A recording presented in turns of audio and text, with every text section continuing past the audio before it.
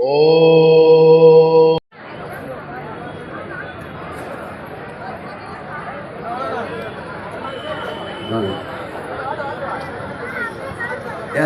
குமரன் பேசக்கூடாப்லையா? எப்போதான் நீங்களாம் பேசுறது? வாங்க பேசுங்க. பேசுறியா?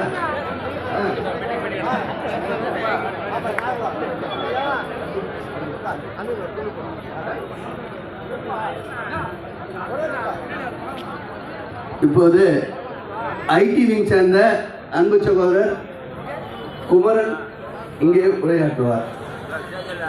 அவரோட கல்வி பேச்சு இது. அனைவருக்கும் வணக்கம். இன்னைக்கு ஒரு மாபெரும் கண்டன ஆர்ப்பாட்டம்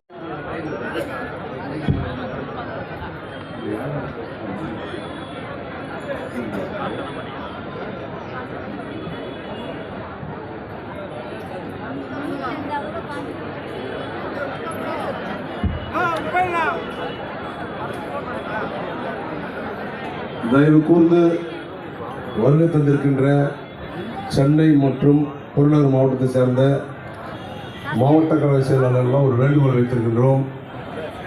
பின்புறம் கிட்டத்தட்ட 1000க்கும் மேற்பட்டவர்கள் நின்று கொண்டிருக்கிறார்கள்.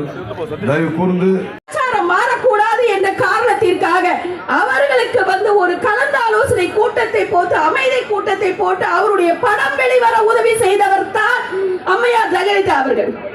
அப்படிப்பட்ட இஸ்லாமியர்களை ஆதரித்து என்றைக்குமே அவர்கள் தன்னம்பிக்கையோடு அவர்கள் தரத்தோடு வாழ வழி செய்த அண்ணா திராவிட முன்னேற்ற கழகத்தில் இருந்து இஸ்லாமியர்களை பிரித்து இன்னைக்கு உலகளாவிய வகையில் ஏற்கனவே தமிழர்களை இவர்கள் ராஜீவ்காந்தி கொலை வழக்கில் தமிழகத்தை தலைகுடிய வைத்தார்கள்.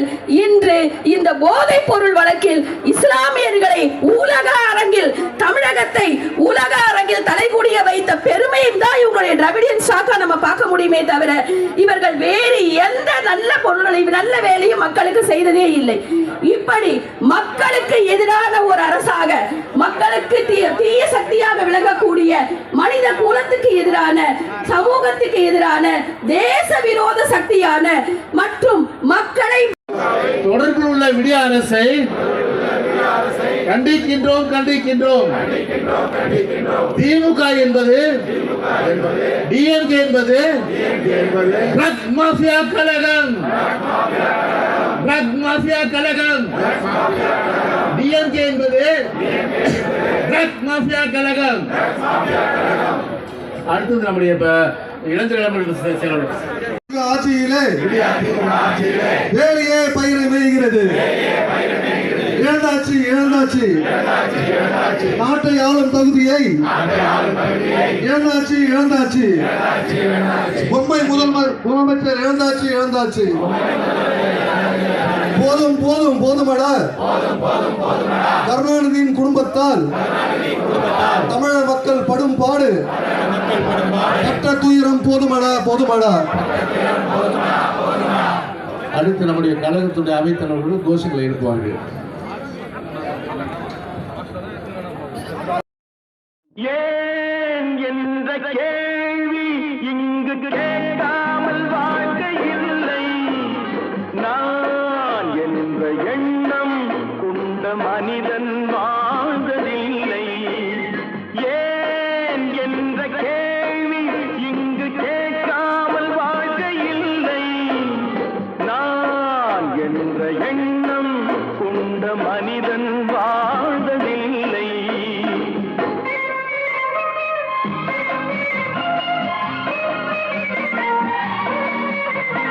பகுத்தறிவு பிறந்ததெல்லாம் கேள்விகள் கேட்டதனாலே.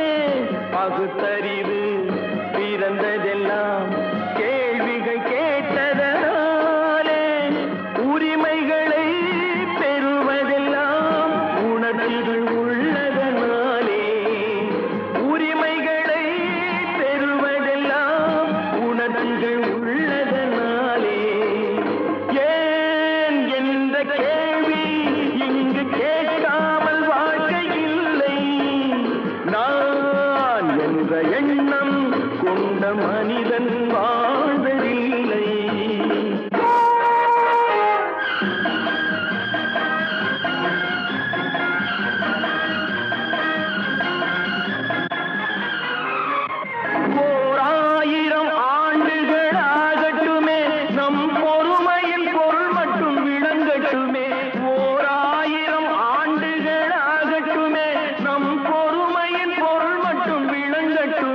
வரும்